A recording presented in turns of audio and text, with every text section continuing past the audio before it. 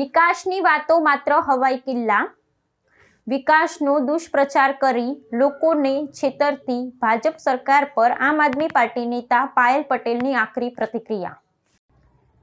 સુરતના મહિલા ધારાસભ્યશ્રીએ વિધાનસભાની અંદર કહ્યું કે સુરત સિવિલ હોસ્પિટલમાં સ્ટ્રેચર ખેંચવા માટે માણસ નથી।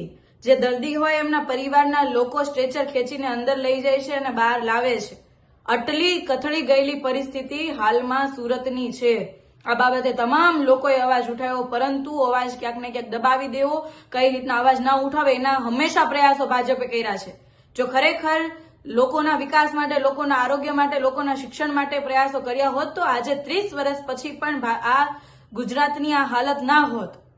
જે ગુજરાતની અંદર જે સુરતમાં આરોગ્ય મંત્રી પોતે રહે છે એ જ સુરતની અંદર સિવિલ હોસ્પિટલની આટલી કથળી ગયેલી પરિસ્થિતિ હોય તો આખા ગુજરાતની કેવી પરિસ્થિતિ હશે। અને એવું નથી કે આરોગ્ય મંત્રીને ખબર નથી કે ગુજરાતની આરોગ્યની પરિસ્થિતિ કથળી ગઈ છે।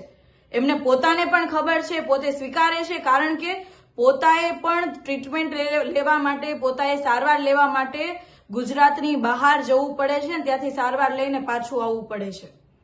પોતે પોતાની સરકારની અંદર લોકોને કહેવાય કે આરોગ્યની સુવિધાની મોટી મોટી વાતો કરે છે, પણ પોતાને જ વિશ્વાસ નથી કે ગુજરાતની અંદર એક પણ એમની બનાવેલી સરકારી હોસ્પિટલ એવી છે કે પોતે આરોગ્ય મંત્રી થઈને એ હોસ્પિટલની અંદર સારવાર લઈ શકે।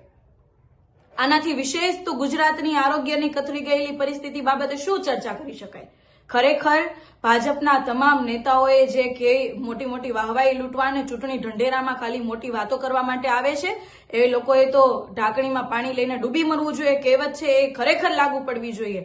કારણ કે આજે 35 વર્ષથી તમે જો એક આરોગ્યની સેવા સુધારી ના શકતા હોય, તમારે પોતાએ આરોગ્ય મંત્રી થઈને જો બહાર જવું પડતું હોય, તમારા જ ધારાસભ્ય જો કહેતા હોય કે સિવિલની હાલત કથળી ગઈ છે, તો ખરેખર આનાથી વિશેષ તો શું કહી શકાય।